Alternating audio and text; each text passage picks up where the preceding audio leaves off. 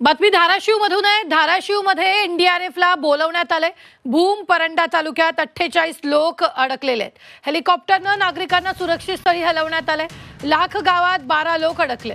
भूम आणि परंडा तालुक्यातील वडनेर, ढगपिंपरी, रुई, देवगाव, नरसाळे, वस्ती गावात 48 लोक अडकलेत।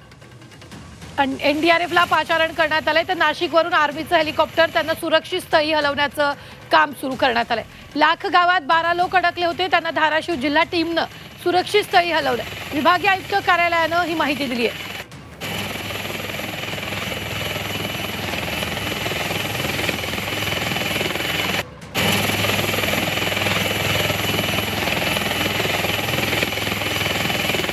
तर या संदर्भात ताजे अपडेट देत आहेत आपले प्रतिनिधी ज्ञानेश्वर पतंगे।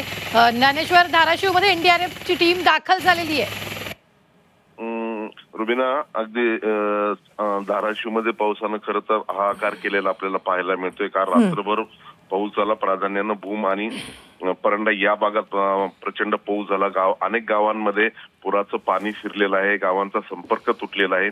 एनडीआरएफची टीम सध्या या ठिकाणी दाखल झालेली आहे आणि हेलिकॉप्टरच्या सहाय्यानं जी पुरामध्ये लोक अडकलेली आहेत त्यांना बाहेर काढण्याचं काम सुरू आहे। आतापर्यंत 50 पेक्षा अधिक जणांना एनडीआरएफच्या टीमनं आणि हेलिकॉप्टरच्या सहाय्यानं सुरक्षित ठिकाणी हलवण्यात आलेलं आहे। आणखी बरीच म्हणजे जवळपास 100 पेक्षा अधिक जण पुरामध्ये अडकले असल्याची प्रशासनाकडे माहिती आहे आणि त्यांना सुरक्षित ठिकाणी बाहेर काढण्यासाठी शर्थीचे प्रयत्न सुरू आहेत। नागरिक सुद्धा मोठ्या प्रमाणात त्यांना मदत करतायत। जिल्हा प्रशासन, एनडीआरएफची टीम आणि नागरिक असे एकत्रितपणे हे बचाव कार्य सुरू आहे आणि आणखी जवळपास म्हणजे संध्याकाळपर्यंत आणखी काही कुमक मागवणार असल्याचं प्रशासनाचं म्हणणं आहे। मात्र हा हाहाकार अद्यापपर्यंत याची पुराची परिस्थिती जैसे ते अशीच आहे।